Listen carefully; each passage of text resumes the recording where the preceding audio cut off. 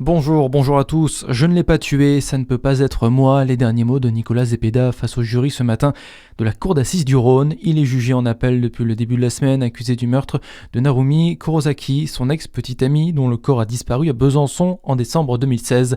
Nicolas Zepeda a toujours nié. Ses avocats ont plaidé l'acquittement hier. 30 ans ont été requis. Verdict attendu aujourd'hui. À Dijon, des pneus et des palettes pour bloquer l'entrée de la maison d'arrêt. Des syndicats sont mobilisés depuis ce matin, l'UFAP et EFO. Ils dénoncent leurs conditions de travail avec notamment une surpopulation carcérale et un manque d'effectifs. Ils évoquent un dialogue avec la direction au point mort. Il a neigé dans le Jura jusqu'à 20 cm au-dessus des 700 mètres d'altitude.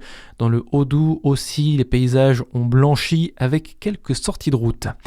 Le froid qui fait craindre le pire aux agriculteurs et surtout aux producteurs de fruits. On attend du gel et des températures négatives la nuit en cette fin de semaine. De l'Auvergne à l'Alsace, la Bourgogne-Franche-Comté n'est pas épargnée. Cette année, la vigne a de l'avance dans le Jura mais aussi en Côte d'Or. Les viticulteurs ont déjà installé des bougies au pied des vignes et des tours anti-gel. Selon la Chambre d'agriculture, le millésime 2026 figure parmi le trio des années les plus en avance avec 2020 et 2024. Dans l'actualité aussi, un homme aimé des siens et respecté de tous, selon Emmanuel Macron. Le chef de l'État a présidé ce matin l'hommage national à Lionel Jospin. L'ancien Premier ministre nous a quittés dimanche à l'âge de 88 ans.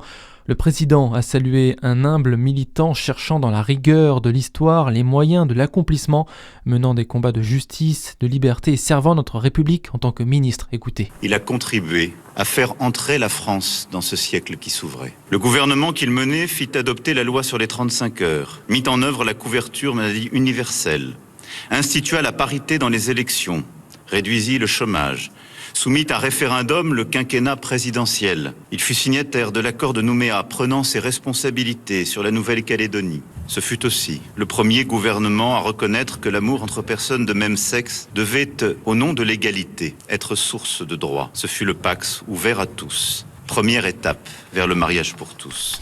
Une cérémonie en présence de nombreuses personnalités politiques, mais pas Jean-Luc Mélenchon qui déplore avoir reçu une invitation par SMS à la dernière minute. L'Élysée affirme de son côté avoir bien envoyé une invitation par mail hier au leader insoumis au titre d'ancien membre du gouvernement de Lionel Jospin. Et puis une affiche de rêve pour l'équipe de France de football. Premier match de l'année ce soir pour les Bleus face au Brésil en amical à Boston. Les tricolores sont en quête de certitude à moins de 3 mois de la Coupe du Monde. Côté brésilien, le défenseur du PSG, Marquinhos, sera forfait. Coup d'envoi à 21h. Voilà pour l'actu. À suivre votre météo sur Fréquence Plus.